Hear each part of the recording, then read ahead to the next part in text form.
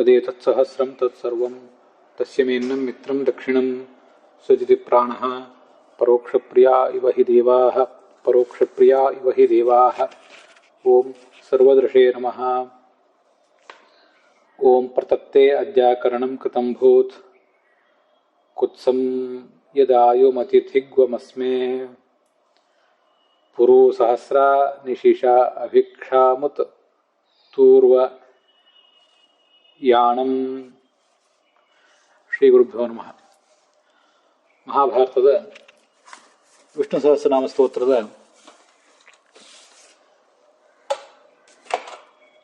204ನೆಯ ತೂರ್ವ ಸರ್ವದೃಕ್ ಅನ್ನುವ ನಾಮ ಮತ್ತು ಅದಕ್ಕೆ ಸಂಬಂಧಿಸಿದಂತಹ ಬೃಹತಿ ಮಂತ್ರ ಇವಿಷ್ಟನ್ನ ನಾವೀಗ ನೋಡ್ತಿದ್ದೇವೆ.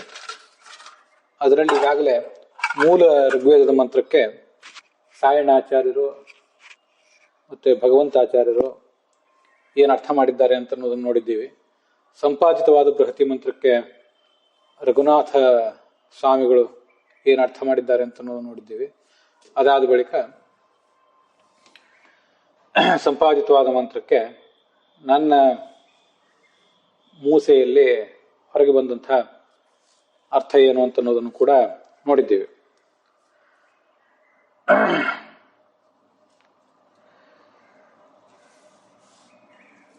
ವೇದ ಮಂತ್ರಗಳಿಗೆ ಅರ್ಥ ಮಾಡುವುದು ತುಂಬ ಕಷ್ಟದ ಕೆಲಸ. ಯಾವ ಅರ್ಥದಲ್ಲಿ ಪರಮಾತ್ಮನ ಮುಖದಿಂದ ಹೊರಗೆ ಬಂದಿವೆ, ಪರಮಾತ್ಮ ಯಾವ ಅಭಿಪ್ರಾಯವನ್ನ ಆ ಮಂತ್ರಗಳಿಗೆ ಇಟ್ಕೊಂಡಿದ್ದಾನೆ, ಮತ್ತೆ ಅದನ್ನು ಕಂಡುಕೊಂಡಂತಹ ಋಷಿಗಳು ಆಯಾ ಕಾಲದಲ್ಲಿ ಅದಕ್ಕೆ ಏನು ಅರ್ಥಗಳನ್ನು ಮನಸ್ಸಿನಲ್ಲಿ ಇಟ್ಕೊಂಡಿದ್ರು ಅನ್ನೋದನ್ನೆಲ್ಲ ಈಗ ನಾವು ಅರ್ಥ ಮಾಡ್ಕೊಳ್ಳುವುದು ಸ್ವಲ್ಪ ಕಷ್ಟವೇ. ವೈದಿಕ ಪರಂಪರೆ ಈಗ ನಮ್ಮದು ಲುಪ್ತಾಗಿ ಹೋಗಿದೆ. ಆದರೂ ಕೂಡ ನಾವು ಅದನ್ನು ಬಿಡಬಾರದು. ವೈದಿಕ ಪರಂಪರೆ ಎಷ್ಟೇ ವಿಚ್ಛಿನ್ನವಾಗಿದ್ರೂ ಕೂಡ ಸ್ವಲ್ಪ ಅದಕ್ಕೆ ಅರ್ಥವನ್ನು ತಿಳ್ಕೊಳ್ಳೋ ಪ್ರಯತ್ನ ಮಾಡಬೇಕು ಅಂತ ಒಂದು ನಿರ್ಧಾರ, ಹಠಪೂರ್ವಕವಾದ ನಿರ್ಧಾರ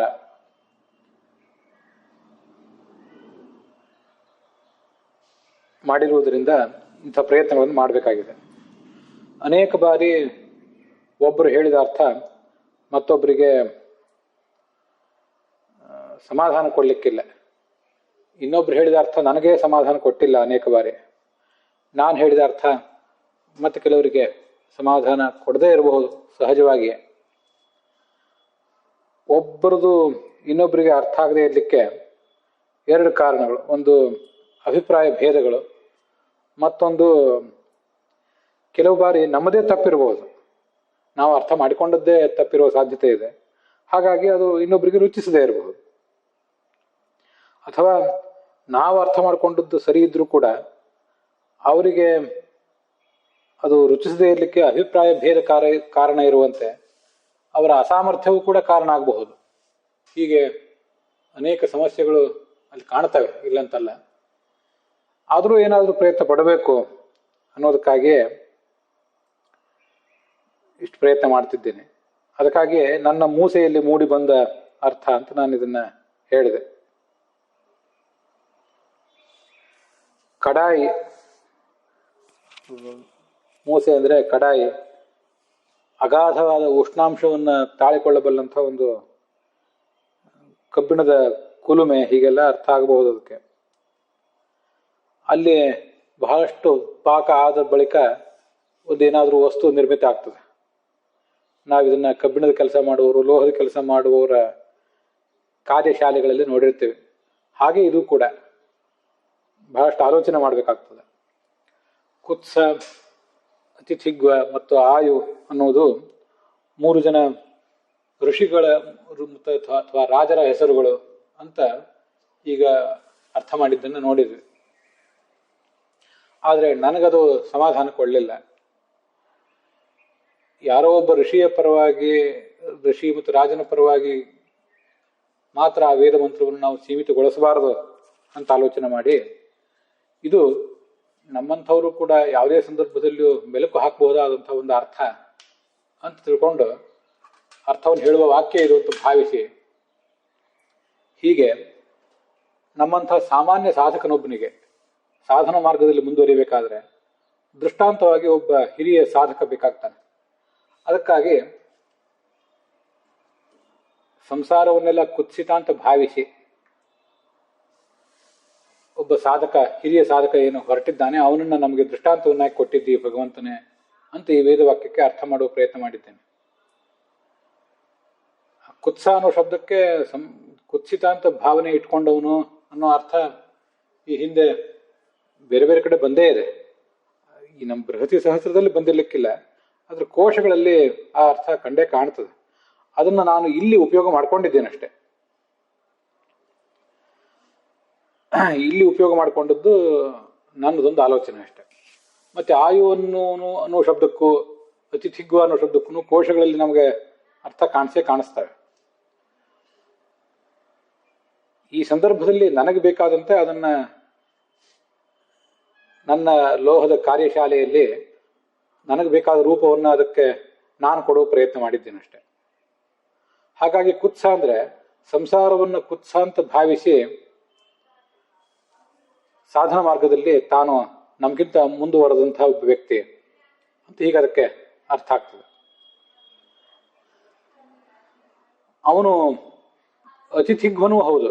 ಯಾಕೆಂದ್ರೆ ತನ್ನ ಬಳಿಗೆ ಬರುವಂಥ ಯಾರೇ ಅತಿಥಿಗಳನ್ನ, ಅನ್ನಕ್ಕಾಗಿ ಅಥವಾ ಜ್ಞಾನೋಪದೇಶಕ್ಕಾಗಿ ಬರುವಂತಹ ಅತಿಥಿಗಳನ್ನ ಅವನು ಆದರದಿಂದ ಸ್ವಾಗತ ಮಾಡ್ತಾನೆ. ಆ ಅತಿಥಿಗಳು ಬಂದವರು ಈತನನ್ನ ಪ್ರಶಂಸೆ ಮಾಡ್ತಾರೆ. ಅದಕ್ಕಾಗಿ ಆತನನ್ನ ಹೀಗೆ ಕುತ್ಸ ಅಂತ ಹೇಳಬೇಕು. ಮತ್ತೆ ಆಯು ಯಾ ಪ್ರಾಪಣೆ ಧಾತು ಇದೆ. ಸಂಸಾರ ಮಾರ್ಗದಲ್ಲಿ ಅವನಿಗೆ ಅಧ್ಯಾತ್ಮ ಮಾರ್ಗದಲ್ಲಿ ಈಗಾಗಲೇ ಸಾಕಷ್ಟು ಅವನು ಮುನ್ನಡೀತಾ ಇದ್ದಾನೆ ಅಂತ ಅದರ ಅರ್ಥ ಆಗ್ತದೆ. ಮತ್ತೆ ಅತಿಥಿಗಳಿಂದ ಬಂದ ಜ್ಞಾನ ಪಿಪಾಸುಗಳಾದ ಅತಿಥಿಗಳಿಂದ ಆತ ಗಮ್ಯನಾಗಿದ್ದಾನೆ, ಪ್ರಶಂಸೆಯನ್ನಾಗಿದ್ದಾನೆ ಅಂತ ಇಷ್ಟ ಅರ್ಥ ಆಗ್ತದೆ. ಇಷ್ಟ ಅರ್ಥಗಳನ್ನು ಮಾಡ್ಕೊಂಡಿದ್ದೀನಿ. ಅಂಥ ಸಾಧಕನನ್ನ ನೀನು ನಮಗೆ ಕೊಟ್ಟಿದ್ದೀವಿ ಭಗವಂತನೇ. ಮತ್ತೆ ನಮಗೆ ಅನೇಕ ಜ್ಞಾನ ಸಾಧನಗಳನ್ನು ಕೂಡ ಕೊಟ್ಟಿದ್ದೆ ಅಂತ ಅದರ ಅರ್ಥ. ಕುತ್ಸಯತೆ ಸಂಸಾರಂ ಅಂತ ಒಬ್ರು ಕೋಶಕಾರರೇ ಅದಕ್ಕೆ ಅರ್ಥ ಮಾಡಿದ್ದಾರೆ. ಕುತ್ಸ, ಕೌತ್ಸ ಇವೆಲ್ಲ ವಾಚಸ್ಪತ್ಯ ಕೋಶಗಳಲ್ಲಿ ಈಗ ಅರ್ಥ ಕೊಡುವಂಥ ಶಬ್ದಗಳೇ. ಅದನ್ನ ಕುತ್ಸ ಅನ್ನುವುದು ಒಬ್ಬ ಸಾಧಕನಿಗೆ ವಿಶೇಷಣ ಅಂತ ಮಾಡ್ಕೊಂಡಿದ್ದು ನನ್ನದು ಈ ವ್ಯಾಖ್ಯಾನದಲ್ಲಿ ನೀವು ಕಾಣುವಂಥ ವೈಶಿಷ್ಟ್ಯ ಅಷ್ಟೆ. ಇಲ್ಲೇ ಹೋದ್ರೆ ಅದೊಂದು ಹೆಸರು, ಬೇರೆ ಕಡೆ ಆದ್ರೆ ಹೀಗೆ ಕುತ್ಸ. ಅಂಥ ಒಬ್ಬ ಹಿರಿಯ ಸಾಧಕನನ್ನ ನನಗೆ ಕೊಟ್ಟದ್ದಲ್ಲದೆ ಅನೇಕ ಅವಕಾಶಗಳು ನನಗೆ ಕೊಟ್ಟಿದೆ. ಶ್ರವಣ ಮಾಡುವ, ಮನನ ಮಾಡುವ, ಧ್ಯಾನ ಮಾಡುವ, ಗುರುಗಳ ಜೊತೆಗೆ ಪ್ರಶ್ನೆ ಮಾಡಿ, ಆಲೋಚನೆ ಮಾಡಿ ಚರ್ಚೆ ಮಾಡಬೇಕಾದಂತಹ ಅನೇಕ ಅವಕಾಶಗಳು ನನಗೆ ಕೊಟ್ಟಿದ್ದೆ. ಹಾಗೆ ಜ್ಞಾನ ಮಾರ್ಗದಲ್ಲಿ ಶೀಘ್ರವಾಗಿ ಮುನ್ನುಡ್ಲಿಕ್ಕೆ ಬೇಕಾದಂತಹ ಅವಕಾಶವನ್ನು ಕೊಟ್ಟಿದ್ದೆ ಅಂತ ತೂರ್ವಯಾಣ ಅನ್ನೋದು ಹೇಳ್ತದೆ. ನನಗೆ ಇದನ್ನೆಲ್ಲ ಮಾಡ್ಲಿಕ್ಕೆ ಬೇಕಾದ ನೆಲೆಯನ್ನು ಕೊಟ್ಟಿದ್ದಿ ನೀನು. ಅಲ್ಲಿ ಕ್ಷ ಅಂತಿದೆ. ಕ್ಷ ಅನ್ನೋ ಶಬ್ದಕ್ಕೆ ನೆಲೆ, ಸ್ಥಿರವಾದ ನೆಲೆ ನನಗಿಲ್ಲದೆ ಹೋದ್ರೆ ನಾನು ಅದನ್ನು ಮಾಡುವುದು ಹೇಗೆ? ಅದನ್ನು ಕೊಟ್ಟಿದ್ದೆ. ಮತ್ತೆ ಜನಸಾಮಾನ್ಯರಾದವರು ಯಾವ ಸಂಗತಿಗಳಲ್ಲಿ ಮುಳುಗಿರ್ತಾರೆ ಅಂಥ ಸಂಗತಿಗಳು ನನಗೆ ಯಾವ ಕಾರಣಕ್ಕೂ ಬೇಡ. ಲೌಕಿಕ ಸಂಗತಿಗಳು ನನಗೆ ಬೇಡ. ಆ ಲೌಕಿಕ ಸಂಗತಿಗಳಲ್ಲಿ ಅನಾಸಕ್ತಿಯನ್ನು ಕೂಡ ನೀನು ಕೊಟ್ಟಿದ್ದೆ. ಲೌಕಿಕ ಸಂಗತಿಗಳಲ್ಲಿ ಅನಾಸಕ್ತಿಯೇ ನಿದ್ರೆ ನನ್ನ ಪಾಲಿಗೆ ಅಂತ ಹೀಗಾದ ಅರ್ಥ ಆಗ್ತದೆ. ಒಟ್ಟು ಭಾವಾರ್ಥ ಏನಾಗ್ತದೆ? ಭಗವಂತನೇ, ನೀನು ಈ ನನಗೆ ಜ್ಞಾನ ಸಂಪಾದನೆಗೆ ಬೇಕಾದ ಎಲ್ಲವನ್ನೂ ಕೂಡ ಅನುಗ್ರಹಿಸಿಕೊಟ್ಟಿದ್ದೆ. ಸಂಸಾರವನ್ನ ಕ್ಷುಲ್ಲಕ ಅಂತ ಭಾವಿಸಿರುವ ಜ್ಞಾನಿಗಳು ತಮ್ಮ ಜೀವನ ಯಜ್ಞವನ್ನು ಪ್ರಶಂಸಿಸಿ ಅಲ್ಲಿಗೆ ಆಗಮಿಸುವಂತಹ ಅತಿಥಿಗಳನ್ನ ಸ್ವಾಗತಿಸ್ತಾರೆ. ಅವರಿಗೆ ಅತಿಥಿ ಸತ್ಕಾರ ಮಾಡ್ತಾರೆ, ಜ್ಞಾನೋಪದೇಶವನ್ನು ಮಾಡ್ತಾರೆ. ಅಂತಹ ಮಹಾತ್ಮರನ್ನ ನನಗೆ ನೀನು ದೃಷ್ಟಾಂತವನ್ನಾಗಿ ತೋರಿಸಿದ್ದಿ, ಅವರಂತೆ ಮುನ್ನಡೆ ಅಂತ. ಅನೇಕ ಜ್ಞಾನ ಸಾಧನಗಳನ್ನು ನನ್ನ ಮೇಲೆ ನೀನು ಸುರಿಸಿದ್ದೆ. ಸಾಧನೆಗೆ ಅನುಕೂಲವಾದ ನೆಲೆಯನ್ನ ನನಗೆ ಕೊಟ್ಟಿದ್ದೆ. ನನ್ನ ಕಾರ್ಯದಲ್ಲಿ ನೀನು ಶೀಘ್ರವಾಗಿ ತೊಡಗಿಸಿದ್ದೆ. ನೀ ಮಾಡಿದ ಈ ಅನುಗ್ರಹ ಕಾರ್ಯ ಎಲ್ಲವೂ ಕೂಡ ಸಂಪನ್ನವಾಗಿದೆ. ನನಗದು ತೃಪ್ತಿ ಕೊಟ್ಟಿದೆ. ಇನ್ನು ಮಾರ್ಗದಲ್ಲಿ ಮುನ್ನಡೆಯಬೇಕಾದದ್ದು ನನ್ನ ಕರ್ತವ್ಯ ಅಂತ ಈ ಸಾಧಕನಾದವನು ಹೇಳ್ತಾ ಇದ್ದಾನೆ. ಸರ್ವ ಅಂದ್ರೆ ಎಲ್ಲರಿಗೂ, ದೃಕ್ ಅಂದ್ರೆ ಜ್ಞಾನ ಸಾಧನ. ಎಲ್ಲರಿಗೂ ಜ್ಞಾನ ಸಾಧನವನ್ನೂ ಕೊಡುವವನು ಅಂತ ಸರ್ವದೃಕ್ ಅನ್ನೋ ಶಬ್ದಕ್ಕೆ ಅರ್ಥ. ಅದನ್ನ ಬೃಹತಿ ಮಂತ್ರ ಸ್ಪಷ್ಟವಾಗಿ ಹೇಳಿದೆ. ಪುರು ಸಹಸ್ರ ಅಂತ ಅನೇಕವನ್ನು ನೀನು ನಮಗೆ ಕೊಟ್ಟಿದ್ದಿ. ಜ್ಞಾನ ಸಾಧನ ಅನ್ನೋ ಶಬ್ದ ಅಲ್ಲಿ ಸ್ಪಷ್ಟವಾಗಿಲ್ಲ. ಆದ್ರೆ ಧನ ಅನ್ನಂತ ಉಳಿದವರೆಲ್ಲರೂ ಅರ್ಥ ಮಾಡಿದಾರಲ್ಲ. ಪುರು ಸಹಸ್ರ ಅನ್ನೋ ಶಬ್ದಕ್ಕೆ ಅನೇಕ ಸಾವಿರಾರು ಅಂತ ಅರ್ಥ ಇದೆ, ಅದು ಸರಿ. ಆದ್ರೆ ಉಳಿದವರೆಲ್ಲ ವ್ಯಾಖ್ಯಾನಕಾರರು ಕೂಡ ಅದಕ್ಕೆ ಧನ ಅಂತ ಅರ್ಥ ಮಾಡಿದ್ದಾರೆ. ಹಾಗೆ ಧನ ಅಂತ ಅರ್ಥ ಮಾಡುವುದಾದ್ರೆ ನಾನು ಮಾಡಿದ ಅರ್ಥವು ಕೂಡ ಧನ ಅಂತಾನೆ ಆಯ್ತು. ಆದ್ರೆ ಅಲ್ಲಿ ಜ್ಞಾನವೆಂಬುದು ಧನ ಅಂತ ಅದರ ತಾತ್ಪರ್ಯ ಆಗ್ತದೆ ಅಷ್ಟೆ. ಹೀಗೆ ಅದರ ಭಾವಾರ್ಥವನ್ನೆಲ್ಲ ಅನ್ವಯಾರ್ಥ ಸಮೇತವಾಗಿ ನಾವು ನೋಡಿದ್ದಾಯಿತು. ಸರ್ವದೃಕ್ ಅನ್ನೋ ಶಬ್ದಕ್ಕೆ ಅರ್ಥ ನೋಡುವಾಗ ನನಗೆ ಮುಖ್ಯವಾಗಿ ಸ್ಮರಣೆಗೆ ಬರೋದು ಒಂದು ಉಲ್ಲೇಖ. ಸರ್ವ ಅಂದ್ರೆ ಎಲ್ಲವನ್ನೂ ಎಲ್ಲರಿಗೂ ತಿಳಿಸುವವನು ಅಂತ. ಅದು ಎಲ್ಲವನ್ನೂ ಎಲ್ಲರಿಗೂ ತಿಳಿಸುವುದು ಅಂದ್ರೆ ಯಾರಿಗೆ ಏನನ್ನು ತಿಳಿಸ್ಬೇಕೋ ಅವರಿಗೂ ಅದನ್ನು ತಿಳಿಸ್ತಾನೆ ಅಂತ ಅದರ ತಾತ್ಪರ್ಯ. ಏಕಂಚ ತತ್ವತೋ ವೇತ್ತುಂ ವಿನಾ ಸರ್ವಜ್ಞತಾಂ ನರಃ ನ ಸಮರ್ಥೋ ಮಹೇಂದ್ರೋಪಿ ತಸ್ಮಾತ್ ಸರ್ವತ್ರ ಜಿಜ್ಞಸೇತ್ ಅಂತ ಒಂದು ಗೀತಾ ಪ್ರಸ್ಥಾನದಲ್ಲಿ ಆಚಾರ್ಯ ಹೇಳುವಂಥ ಮಾತು. ಒಂದು ಸಣ್ಣ ಕೆಲಸವನ್ನು ಮಾಡಬೇಕಾದ್ರೂ ಕೂಡ ಮನುಷ್ಯ ಸರ್ವಜ್ಞನಾಗದೆ ಹೋದ್ರೆ ಅದು ಸಾಧ್ಯ ಇಲ್ಲ. ಕೆಲಸವನ್ನು ಮಾಡುವುದು ಅಂದ್ರೆ ಕೆಲಸವನ್ನು ತಿಳಿದು ಮಾಡಬೇಕಾಗ್ತದೆ. ನಮ್ಗದೆಲ್ಲ ಗೊತ್ತಿದೆ. ಒಂದು ಸಣ್ಣ ಸಂಗತಿಯನ್ನು ಕೂಡ ಸರಿಯಾಗಿ ತಿಳಿಯಬೇಕಾದ್ರೆ, ತಿಳಿದು ಅದನ್ನ ಹಾಗೆ ಮಾಡಬೇಕಾದ್ರೆ ಸರ್ವಜ್ಞತ್ವ ಇರಬೇಕು ಅಂತ. ಸರ್ವಜ್ಞತ್ವ ಇರುವುದು ಹೇಗೆ, ನಮ್ಮಂಥವ್ರು ಎಲ್ಲರೂ ಕೂಡ ಸರ್ವಜ್ಞರಾಗುವುದು ಹೇಗೆ ಅಂತ ನಮಗೊಂದು ಜಿಜ್ಞಾಸೆ ಸಾಮಾನ್ಯವಾಗಿ ಬರ್ತದೆ. ನಾವು ಸರ್ವಜ್ಞರಾಗುವುದಂದ್ರೆ ನಮ್ಮ ಮಟ್ಟಿಗೆ ಸರ್ವಜ್ಞರಾಗುವುದು ಅಂತ ಅದರ ತಾತ್ಪರ್ಯ. ಯಥಾಶಕ್ತಿ ಅಖಿಲಾನ್ ವೇದಾನ್ ವಿಜ್ಞಾಯ ಉಪಾಸನಂ ಭವೇತ್ ತತ್ರಾಖಿಲಸ್ಯ ವಿಜ್ಞಪ್ತಿ ಸಮ್ಯಕ್ ಬ್ರಹ್ಮಣ ಏವ ಹಿ ಅಂತ ಶಾಸ್ತ್ರದ ಮಾತು. ತದನ್ಯೇಷಾಂ ಯಥಾಯೋಗಂ ಅಖಿಲ ಜ್ಞಪ್ತಿರಿಷ್ಯತೆ ಅಂತ ಅನುವ್ಯಾಖ್ಯಾನದಲ್ಲಿ ಬರುವಂತಹ ಮಾತದು. ಯಥಾಶಕ್ತಿ ಅಖಿಲಾನ್ ವೇದಾನ್, ನಮಗೆಷ್ಟು ಶಕ್ತಿ ಇದೆಯೋ ಅಷ್ಟು ಎಲ್ಲ ಶಾಸ್ತ್ರಗಳನ್ನು ಕೂಡ ಅಭ್ಯಾಸ ಮಾಡಿ ಮತ್ತೆ ಅದನ್ನು ಮನನ ಮಾಡಿ ಧ್ಯಾನ ಮಾಡಬೇಕು. ಸಂಪೂರ್ಣೋಪಾಸನಾತ್ ಬ್ರಹ್ಮ ಸಂಪೂರ್ಣ ಆನಂದ ಭಾಗ್ಭವೇತ್. ಪರಮಾತ್ಮನನ್ನ ತಿಳಿಯುವವರಲ್ಲಿ ಅತಿ ಹೆಚ್ಚಿನ ಶಕ್ತಿ ಇರುವುದು ಚತುರ್ಮುಖ ಬ್ರಹ್ಮನಿಗೆ. ಮತ್ತೆ ಸಂಪೂರ್ಣವಾದ ಜ್ಞಾನ, ಅತಿ ಹೆಚ್ಚಿನ ಜ್ಞಾನ, ಮನನ ಮತ್ತು ಧ್ಯಾನ ಇದನ್ನೆಲ್ಲ ಮಾಡುವ ಶಕ್ತಿ ಇರುವುದು ಆತನಿಗೆ. ಆದ್ರಿಂದಲೇ ಸಂಸಾರದಿಂದ ಮುಕ್ತರಾದವರಲ್ಲಿ ಅತಿ ಹೆಚ್ಚಿನ ಆನಂದವು ಕೂಡ ಆತನಿಗೆ ಅಂತ ಶಾಸ್ತ್ರ ಹೇಳ್ತದೆ. ತದನ್ಯೇಷಾಂ ಯಥಾಯೋಗಂ ಅಖಿಲ ಜ್ಞಪ್ತಿರಿಷ್ಯತೆ. ಉಳಿದವರೆಲ್ಲಿಗೂ ಕೂಡ ಅವರವರ ಶಕ್ತಿಗೆ ಅನುಗುಣವಾಗಿ, ಅವರವರ ಯೋಗ್ಯತೆಗೆ ಅನುಗುಣವಾಗಿ ಅಖಿಲ ಜ್ಞಪ್ತಿ ಸರ್ವಜ್ಞತ್ವ ಅಂತ ಅದರ ತಾತ್ಪರ್ಯ.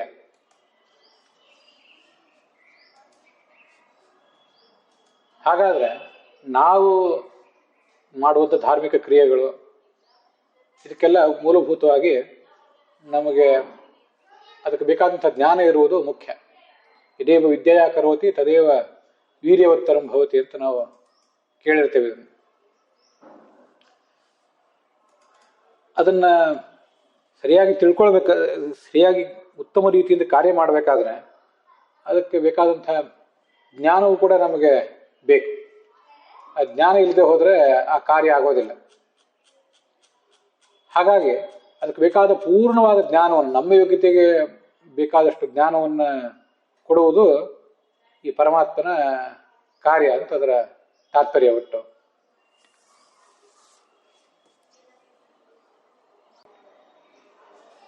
ಹೀಗೆ ಭಗವಂತ ಸಕಲವನ್ನೂ ಸಾಕ್ಷಾತ್ಕರಿಸ್ಕೊಂಡವನು. ಅವನು ಸಾಕ್ಷಾತ್ಕರಿಸ್ಕೊಂಡವನಾದ್ರಿಂದಲೇ ಅವನು ನಮಗೆ ನಮ್ಮ ಯೋಗ್ಯತೆಗೆ ಅನುಗುಣವಾಗಿ ಎಲ್ಲವನ್ನು ತಿಳಿಯುವ ಶಕ್ತಿ ಕೊಡ್ತಾನೆ. ಏಕಸ್ಸುಪರ್ಣ ಸಮುದ್ರಮಾವಿವೇಶ ಸೈದಂ ಭುಷ್ಪಂ ಭುವನಂ ವಿಚಷ್ಟೆ. ಈ ವಿಶ್ವವನ್ನೆಲ್ಲ ಅವನು ತಿಳಿದಿದ್ದಾನೆ ಅಂತ ಹೀಗೆ ಕಂಡು ಬರ್ತದಲ್ಲ. ಈಗ ಅವನು ವಿಶ್ವವನ್ನೆಲ್ಲ ಹೀಗೆ ತಿಳಿದಿದ್ದರಿಂದಲೇ ಆ ವಿಶ್ವದಲ್ಲಿನ ಕೆಲವು ಸಂಗತಿಗಳನ್ನು ನಮಗೆ ತಿಳಿಸ್ತಾನೆ. ಸರ್ವಂ ಪಶ್ಚಿತ್ಯಸೌ ದೇವ ಪೂರ್ಣ ಅಕುಂಠೇನ ಚೇತಸ. ಅವನ ಆ ಬುದ್ಧಿಗೆ, ಅವನ ಪ್ರಜ್ಞೆಗೆ ತಡೆ ಅನ್ನುವುದೇ ಇಲ್ಲ, ಎಲ್ಲವನ್ನೂ ಅವನು ತಿಳಿದಿದ್ದಾನೆ ಅಂತ ಐತರೇಯ ಉಪನಿಷತ್ ಭಾಷ್ಯದಲ್ಲಿ ಆಚಾರ್ಯ ಹೇಳ್ತಾರೆ. ದೃಕ್ ಸ್ತ್ರೀಯಾಂ ದರ್ಶನೆ ನೇತ್ರೆ ಬುದ್ಧೌ ಚ ತ್ರಿಷು ವೀಕ್ಷಕೆ. ಮೇದಿನಿ ಕೋಶಕ್ಕೆ ಅನುಗುಣವಾಗಿ ಈ ದೃಕ್ ಎಂಬ ಶಬ್ದಕ್ಕೆ ಅರ್ಥಗಳೇನೇನಿವೆ ಅದನ್ನೊಂದು ಬಾರಿ ನೋಡಿಬಿಟ್ರೆ ನಾವು ಅದನ್ನೆಲ್ಲ ಇಲ್ಲಿ ಹೊಂದಿಸಬಹುದು. ಹಿಂದೆ ಸರ್ವದರ್ಶನ ಅಂತ ಒಂದು ಶಬ್ದ ಬಂದಿದೆ. ಆ ಸರ್ವದರ್ಶನ ಅಂದ್ರೂ ಸರ್ವದೃಕ್ ಅಂದ್ರೂ ಅರ್ಥ ಒಂದೇ.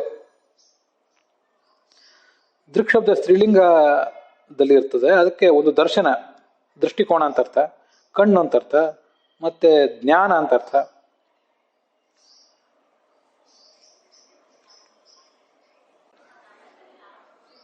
ದೃಕ್ ಅಂದ್ರೆ ನೋಡುವ ವ್ಯಕ್ತಿ ಅಂತ ಕೂಡ ಅರ್ಥ.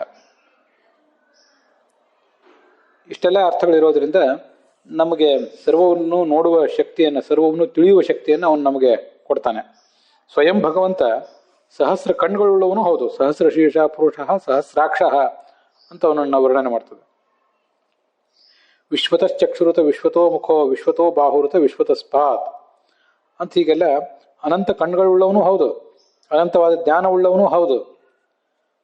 ಹೀಗೆ ಆ ಭಗವಂತನನ್ನು ಸರ್ವದೃಕ್ ಸರ್ವದರ್ಶನ ಎಂಬ ಶಬ್ದದಿಂದ ನಾವು ಅರ್ಥ ಮಾಡ್ಕೊಳ್ಬೇಕು.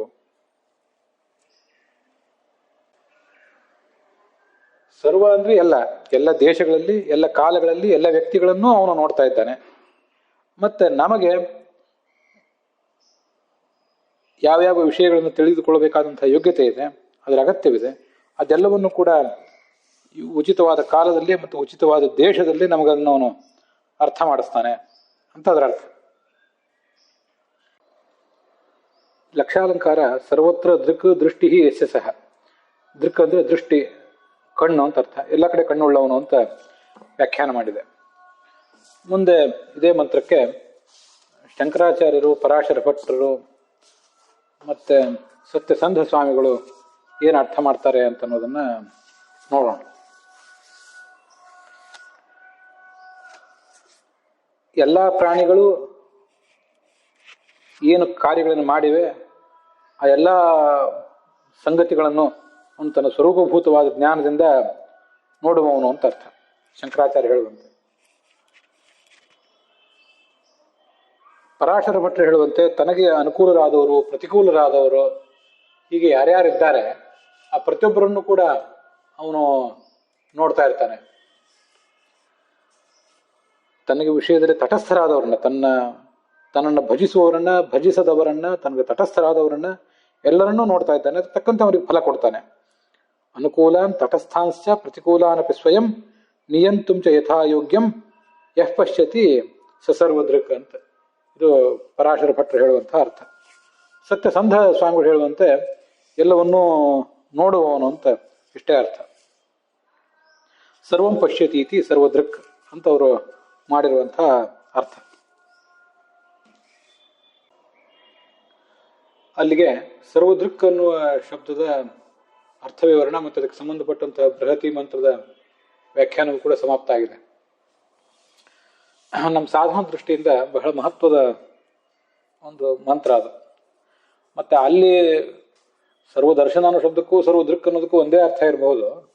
ಆದರೆ ನಮಗೆ ಈ ಬೃಹತಿ ಮಂತ್ರ ಏನ್ ಹೇಳ್ತದೆ ಅಂತ ಅನ್ನೋದು ಮುಖ್ಯ. ಸಾಧನದ ಮಾರ್ಗ ಅಂತ ಅನ್ನೋದು ಬಹಳ ಕಷ್ಟಕರವಾದ ಮಾರ್ಗ.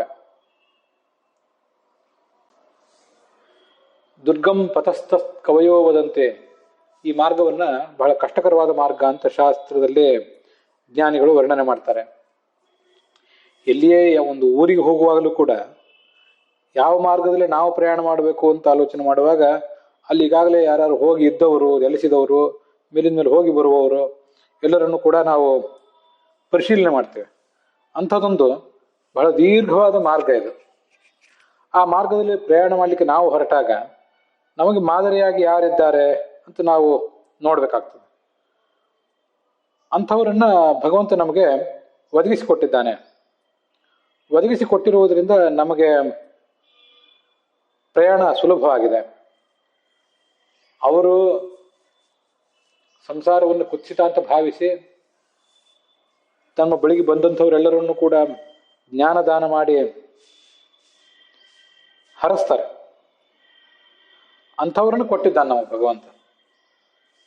ನಿರಂತರವಾಗಿ ಆ ಸಂಸಾರದ ಅಧ್ಯಾತ್ಮ ಮಾರ್ಗದಲ್ಲಿ ಅವರು ಮುನ್ನಡೆದಾನೇ ಇದ್ದಾರೆ. ಅವರನ್ನು ಕೊಟ್ಟಿರುವುದರಿಂದ ಅವರನ್ನು ಮಾದರಿಯಾಗಿ ಇಟ್ಕೊಂಡು ನಮಗೆ ಹೋಗ್ಲಿಕ್ಕೆ ಮುಂದೆ ಅನುಕೂಲ ಆಗಿದೆ. ಅದಕ್ಕಾಗಿ ಉಪನಿಷತ್ತು ಹೇಳುವಂತೆ ಉತ್ತಿಷ್ಠತ ಜಾಗ್ರವತ ಪ್ರಾಪ್ಯ ವರಾನ್ ನಿಬೋಧತ, ಕಾಟಕೋಪನಿಷತ್ತು ಹೀಗೆ ಹೇಳ್ತದೆ. ಎದ್ದು ನಿಲ್ಲಿ, ಜಾಗೃತರಾಗರಿ, ವರಾನ್ ನಿಬೋಧತ. ಭಗವಂತನ ಭಕ್ತರು ನಮಗೆ ಅನೇಕ ಥರದ ವರಗಳನ್ನ ಕೊಡ್ಲಿಕ್ಕೆ ಸಿದ್ಧರಾಗಿದ್ದಾರೆ. ಆ ವರಗಳನ್ನ ನೀವು ಸ್ವೀಕಾರ ಮಾಡ್ಲಿಕ್ಕೆ ಸಿದ್ಧರಾಗ್ರಿ. ಕ್ಷುರಸ್ಯ ಧಾರ ನಿಶಿತ ದುರತ್ಯಯ, ಕತ್ತಿಯ ಅಲುಗಿನ ಮೇಲಿನ ನಡೆ ಇದು. ದುರ್ಗಂ ಪಥಸ್ಥತ್ ಕವಯೋ ವದಂತೆ, ಕಠಿಣವಾದ ಮಾರ್ಗ ಇದು. ಆದ್ದರಿಂದ ಹೀಗೆ ನೀವು ಮುಂದುವರಿಬೇಕು ಅಂತ ಶಾಸ್ತ್ರ ನಮ್ಮನ್ನ ಎಚ್ಚರಿಸ್ತದೆ.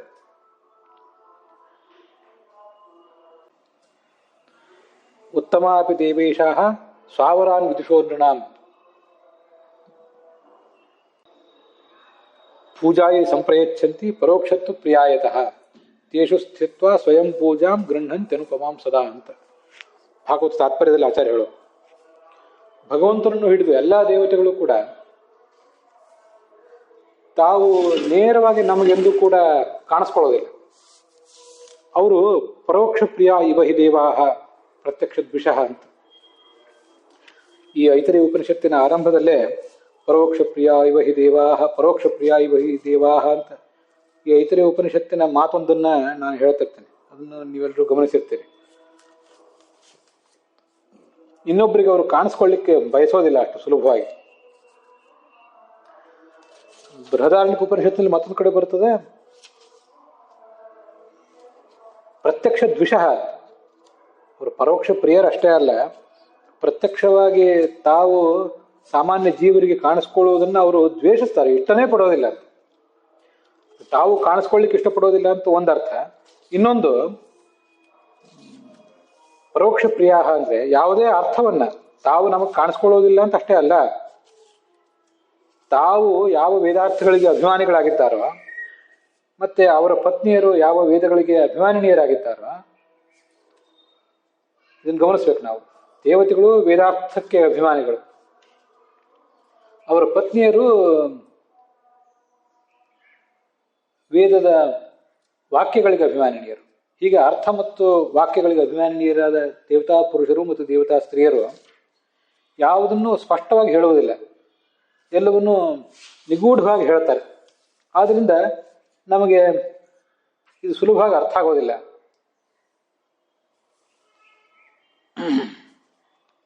ಅವರು ಅನುಗ್ರಹಿಸಿ ಹರಿಸಿದ್ರೆ ಮಾತ್ರ ಇದು ಸಾಧ್ಯ. ಇದು ನೋಡಿ, ಸುರಸ್ಯ ಧಾರಾ ನಿಶಿತಾ ದುರತ್ಯಯ ದುರ್ಗಂ ಪಥಸ್ತತ್ ಕವಯೋ ವದಂತಿ ಅಂತಿದೆಯಲ್ಲ. ಸಂಸಾರ ಕತ್ತಿಯ ಅಲುಗಿನಂತೆ ಹರಿತವಾಗಿದೆ, ಪಾರಾಗುವುದು ಕಷ್ಟ. ಸಂಸಾರದ ಬಗ್ಗೆ ಮಾತ್ರ, ಸಂಸಾರದ ಮಾರ್ಗ ಮಾತ್ರ ಕಷ್ಟ ಅಂತಲ್ಲ, ಅಧ್ಯಾತ್ಮದ ಮಾರ್ಗವೂ ಕೂಡ ಕಷ್ಟವೇ. ಹಾಗಾಗಿ ನಾನು ಅದಕ್ಕೆ ಇನ್ನೊಂದು ಅರ್ಥ ಹೇಳಿದೆ, ದುರ್ಗಂ ಪಥಃ ತತ್ ಕವಯೋ ವದಂತಿ. ಆ ಮಾರ್ಗ ಬಹಳ ಕಷ್ಟಕರವಾದ ಮಾರ್ಗ ಅಂತ. ಸಂಸಾರವೂ ಕಷ್ಟಕರವಾದ್ದೆ, ಸಂಸಾರದಿಂದ ದಾಟಿ ನಾವು ಹೋಗುವುದಿದೆಯಲ್ಲ ಅದು ಕಷ್ಟಕರವಾದ್ದೆ. ಹೀಗೆ ಯಾರಾದರೂ ಜ್ಞಾನಿಗಳನ್ನ ದೇವತೆಗಳು ಮತ್ತೆ ಭಗವಂತ ನಮಗೆ ಕೊಟ್ಟು ಅವರ ಮಾರ್ಗದರ್ಶನದಲ್ಲಿ ಮುನ್ನಡೆಯಿರಿ ಅಂತ ಹೇಳಿದ್ದಲ್ಲದೆ ಇದು ಸಾಧ್ಯ ಆಗೋದಿಲ್ಲ. ತರ್ಕೋ ಪ್ರತಿಷ್ಠ ಶ್ರುತಯೋ ವಿಭಿನ್ನಾ ನೈಕೋ ಋಷಿರ್ಯಸ್ಯ ವಚಃ ಪ್ರಮಾಣಂ ಧರ್ಮಸ್ಯ ತತ್ವಂ ನಿಹಿತಂ ಗುಹಾಯಾಂ ಮಹಾಜನೋ ಏನ ಗತಸ್ಸ ಪಂಥಾಹ ಅಂತ ಮಹಾಭಾರತದಲ್ಲಿ ಯಕ್ಷಪ್ರಶ್ನದಲ್ಲಿ ಬರುವಂಥ ಒಂದು ಮಾತು.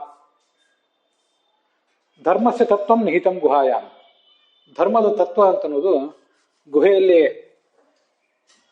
ಅಂದರೆ ಸೂಕ್ಷ್ಮವಾದ ಸ್ಥಳದಲ್ಲಿ ಅಡಗಿ ಹೋಗಿದೆ. ನಾವು ಮಾಡುವಂಥ ಸಂಧ್ಯಾವಂದನೆ ಮೊದಲಾದ ಕ್ರಿಯೆಗಳು ಅಷ್ಟೇ ರಹಸ್ಯವಾಗಿವೆ. ಮತ್ತೆ ತತ್ವಗಳು ಕೂಡ, ಪ್ರಮೇಯ ಭಾಗಗಳು ಕೂಡ. ಧರ್ಮಾಚರಣೆ ಅಂದರೆ ಒಟ್ಟು ಎರಡು ಸಂಗತಿಗಳು. ಒಂದು ನಾವು ಮಾಡುವಂಥ ರಿಚುವಲ್ಸ್, ಧಾರ್ಮಿಕ ಕ್ರಿಯೆಗಳು. ಮತ್ತೊಂದು ನಾವು ತಿಳಿದುಕೊಳ್ಳಬೇಕಾದಂಥ ಪ್ರಮೇಯಗಳು. ಎರಡೂ ರಹಸ್ಯಗಳೇ. ಗುಹೆಗಳಲ್ಲಿ ಅಡಿಗೆ ಹೋಗಿಬಿಟ್ಟೆವು. ಶಾಸ್ತ್ರ ಅನ್ನೋದೊಂದು ದೊಡ್ಡ ಅರಣ್ಯ, ಅದರ ಗುಹೆಗಳಲ್ಲಿ ಇವೆಲ್ಲ ಅಡಗಿ ಹೋಗಿವೆ. ಏನು ಮಾಡಬೇಕು? ತರ್ಕದಿಂದ ತಿಳಿಯೋಣ ಅಂದರೆ ತರ್ಕ ಅಪ್ರತಿಷ್ಠ. ತರ್ಕದಿಂದ ನಮಗದನ್ನು ತಿಳಿಲಿಕ್ಕೆ ಸಾಧ್ಯ ಆಗೋದಿಲ್ಲ. ವೇದವಾಕ್ಯಗಳಿಂದ ತಿಳಿಲಿಕ್ಕೆ ಪ್ರಯತ್ನ ಮಾಡೋಣ. ತರ್ಕ ಅಂತೂ, ಅನುಮಾನ ಅಂತೂ ಅತೀಂದ್ರಿಯವಾದ ಸಂಗತಿಗಳನ್ನು ತಿಳಿಸ್ಲಿಕ್ಕೆ ಆಗೋದಿಲ್ಲ. ಆದರೆ ಶಾಸ್ತ್ರಗಳಿಂದ ತಿಳ್ಕೊಳ್ಳೋಣ ಅಂದರೆ ನೈಕೋ ಋಷಿ ಅಸ್ಯ ವಚಃ ಪ್ರಮಾಣಂ. ಯಾವೊಬ್ಬ ಜ್ಞಾನಿಯ ಮಾತನ್ನು ಕೂಡ ನಾವು ಗಮನಿಸ್ತಾ ಹೋದಾಗ ಯಾವುದು ಒಂದನ್ನು ಗಮನಿಸೋದು, ಇವರು ಒಂಥರ ಹೇಳ್ತಾರೆ, ಅವರು ಮತ್ತೊಂದು ಥರ ಹೇಳ್ತಾರಲ್ಲ ಅಂತ ಗೊಂದಲ ಆಗಿಬಿಡ್ತದೆ. ಧಾರ್ಮಿಕ ಆಚಾರಗಳಿಗೂ ಹೀಗೆ ಆಗ್ತದೆ, ವಿಧಿ ಮತ್ತು ನಿಷೇಧಗಳಿಗೂ ಹೀಗೆ ಆಗ್ತದೆ, ಮತ್ತು ಪ್ರಮೇಯಗಳಿಗೂ ಕೂಡ ಹೀಗೆ ಆಗ್ತಿರ್ತದೆ. ಆದ್ರಿಂದ ಯಾವ ವೇದವಾಕ್ಯಗಳನ್ನಂತೂ, ವೇದ ಪುರಾಣಾದಿಗಳ ವಾಕ್ಯಗಳನ್ನಂತೂ ನಾವು ಗಮನಿಸುವುದು, ಅದನ್ನು ಅನುಸರಿಸಿ ಮುಂದುವರಿಯುವುದು ದೊಡ್ಡ ಸಂಗತಿ, ಅದು ದೊಡ್ಡ ಸಮಸ್ಯೆ ಇದು. ಅದಕ್ಕೆ ಮಹಾಜನೋ ಏನಗತಸ್ಸ ಪಂಥಾಹ. ಮಹಾಜನರು ನಮ್ಮ ಸುತ್ತಲೂ ನಮಗೆ ಭಗವಂತ ಒದಗಿಸಿಕೊಟ್ಟಿರುವಂಥ ಮಹಾಜನರು ಏನಿದ್ದಾರೆ, ಅವರು ಯಾವ ಮಾರ್ಗದಿಂದ ಹೋಗಿದ್ದಾರೋ ಅದೇ ಮಾರ್ಗವೇ ನಮ್ಮ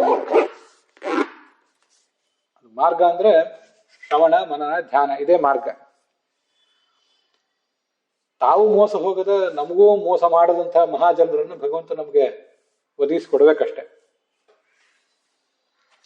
ಯಮೈ ವೇಷ ವೃಣತೆ ತೇನ ಲಭ್ಯ.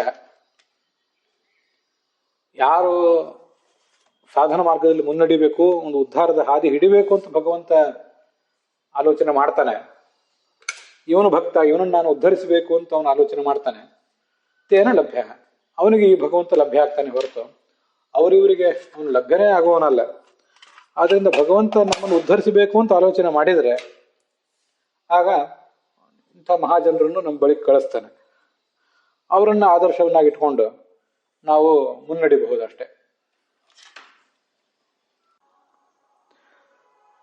ಆದ್ರಿಂದಲೇ ಭಾಗವತದ ಪ್ರಹ್ಲಾದ ಹೇಳುವ ಮಾತೊಂದು ಈ ಸಂದರ್ಭದಲ್ಲಿ ನನಗೆ ನೆನಪಿಗೆ ಬರ್ತದೆ. ಅದು 7ನೇ ಸ್ಕಂದದ 5ನೇ ಅಧ್ಯಾಯದ 32ನೇ ಶ್ಲೋಕ. ನೈಷಾಂ ಮತಿಸ್ತಾವದುರುಕ್ರಮಾಂಘ್ರಿಂ ಸ್ಪೃಶತ್ಯನರ್ಥಾಪಗಮೋ ಯದುತ್ಥಃ ಮಹೀಯಸಾಂ ಪಾದರಜೋಭಿಷೇಕಂ ನಿಷ್ಕಿಂಚನಾನಾಂ ನ ವೃಣೀತ ಯಾವತ್ ಅಂತ. ಜ್ಞಾನಿಗಳು ಮಹಾತ್ಮರಿದ್ದಾರೆ, ಅವರ ಪಾದದ ಧೂಳಿ ನಮ್ಮಂಥ ಪಾಮರದ ತಲೆಯ ಮೇಲೆ ಏರಬೇಕು. ನಾವು ಆ ಜ್ಞಾನಿಗಳ ಪಾದಕ್ಕೆ ಎರಗಬೇಕು, ಪ್ರಣಿಪಾತ ಮಾಡಬೇಕು, ಪರಿಪ್ರಶ್ನೆ ಮಾಡಬೇಕು, ಸೇವೆ ಮಾಡಬೇಕು, ಅವ್ರ ಮೂಲಕ ಜ್ಞಾನವನ್ನು ಪಡೆಯಬೇಕು. ಆಗ ಉರುಕ್ರಮನಾದ ಭಗವಂತನ ಪಾದವನ್ನು ನಮ್ಮ ಬುದ್ಧಿ ಮುಟ್ಟೀತು. ಸ್ಪೃಶತಿ, ಮುಟ್ಟುವುದು ಅಂದ್ರೆ ಏನು? ಕೇವಲ ಅವನ ಪಾದವನ್ನು ಹೋಗಿ ತಾಕುವುದು. ನಾವು ಕೆಲವು ದೇವಾಲಯಗಳಲ್ಲಿ ಹೋಗಿ ನಮ್ಮ ಪಾದವನ್ನು ಆ ವಿಗ್ರಹದ, ನಮ್ಮ ತಲೆಯನ್ನು ಆ ವಿಗ್ರಹದ ಪಾದಕ್ಕೆ ಮುಟ್ಟಿಸ್ತಿರ್ತೇವೆ. ಹಾಗೆ ಮುಟ್ಟಿಸುವುದಲ್ಲ. ಸ್ಪರ್ಶ ಅಂದ್ರೆ ಅರ್ಥ ಮಾಡಿಕೊಳ್ಳುವುದು. ಭಗವಂತನ ಆ ಸ್ವರೂಪವನ್ನು ಅರ್ಥ ಮಾಡ್ಕೊಳ್ಬೇಕಾದ್ರೇನೆ ನಮಗೆ ಜ್ಞಾನಿಗಳ ಸೇವೆ ಮತ್ತೆ ಆ ಜ್ಞಾನಿಗಳ ಅನುಗ್ರಹ ನಮಗದು ಬೇಕಾಗಿದೆ.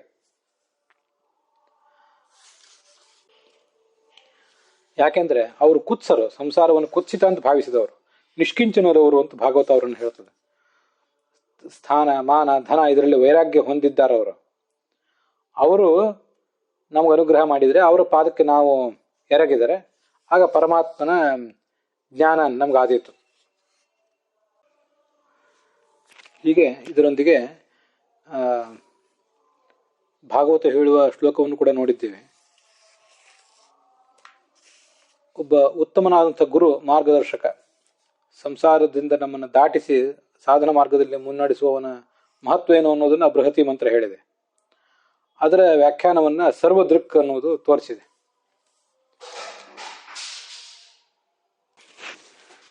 ನಮಗೆ ಜ್ಞಾನೋಪದೇಶ ಮಾಡುವ ಎಲ್ಲರನ್ನೂ ಕೂಡ, ಅಂತ ಮಹಾತ್ಮರೆಲ್ಲರನ್ನೂ ಕೂಡ ನಮಗೆ ತೋರಿಸ್ತಾನೆ ಈ ಭಗವಂತ. ನಹ್ಯೇಕಸ್ಮಾತ್ ಗುರೋರ್ಜ್ಞಾನಂ ಸುಸ್ಥಿರಂ ಸ್ಯಾತ್ ಸುಪುಷ್ಕಲಂ ಬ್ರಹ್ಮೈತದ್ವಿತೀಯಂ ಹಿ ಗೀಯತೆ ಬಹುದರ್ಶಿಭಿ ಅಂತ. ಒಬ್ಬನೇ ಜ್ಞಾನಿಯಿಂದ ನಮಗೆ ಜ್ಞಾನ ಪ್ರಾಪ್ತ ಆಗೋದಿಲ್ಲಂತೆ. ಈ ಮಾತನ್ನು ಮುಕ್ತಾಯ ಮಾಡುವಾಗ ಸರ್ವದೃಕ್ ಅನ್ನೋದಕ್ಕೆ ನನಗೆ ಮತ್ತೊಂದು ಅರ್ಥವೂ ಕೂಡ ಕಂಡಿತು. ಅದನ್ನು ಕೂಡ ಹೇಳಬೇಕು ಅಂತ ಅನಿಸ್ತು. ಈಗ ಸರ್ವ, ನಮಗೆ ಯಾರ್ಯಾವ ಏನೇನು ವಿಷಯಗಳ ಅಗತ್ಯ ಇದೆಯೋ ಅದೆಲ್ಲವನ್ನೂ ನಮಗೆ ತಿಳಿಸುವವನು.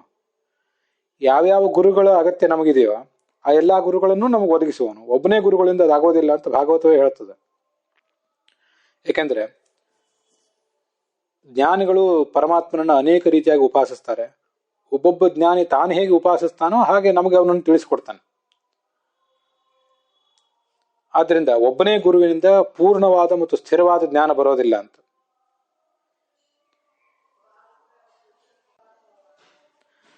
ಹೀಗೆ ಸರ್ವದೃಕ್ ಅಂದ್ರೆ ನಮಗೆ ಏನೇನು ವಿಷಯಗಳು ತಿಳಿಬೇಕಾಗಿದೆಯೋ ಅವೆಲ್ಲವನ್ನು ಯಾರ್ಯಾವ ಗುರುಗಳಿಂದ ತಿಳಿಬೇಕಾಗಿದೆಯೋ ಆ ಎಲ್ಲ ಗುರುಗಳನ್ನು ಕೊಟ್ಟು ನಮ್ಮನ್ನು ಉದ್ಧರಿಸುವವನು ಭಗವಂತ ಅಂತ ಅರ್ಥ ಆಗ್ತದೆ.